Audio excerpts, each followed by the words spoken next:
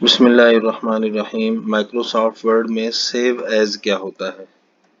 Save as Microsoft word کی کسی بھی کھلی ہوئی فائل کی کاپی بنا کر اس اصل فائل کو محفوظ کرنا اور کاپی کیے ہوئے فائل میں ترمیم کرنے کے لیے استعمال ہوتا ہے۔ بسا اوقات ایسے ہوتا ہے کہ ہم ایز اے ریسرچر اپنی ایک فائل تیار کرتے ہیں اور اس میں ہمارا سپروائزر کوئی ترمیم ہمیں بتا دیتے ہیں۔ اگر ہم وہ ترمیم کر لیں اور بعد میں اس کو واپس کرنا ہو تو مشکل ہو جاتا ہے، تو ہم اس کے لیے سیو ایز کا بٹن استعمال کرتے ہیں۔ اصل فائل بھی محفوظ رہتی ہے اور متبادل فائل جو ہے وہ بھی تیار ہو جاتی ہے اور اس میں ترمیم کرنا بھی آسان ہو جاتا ہے۔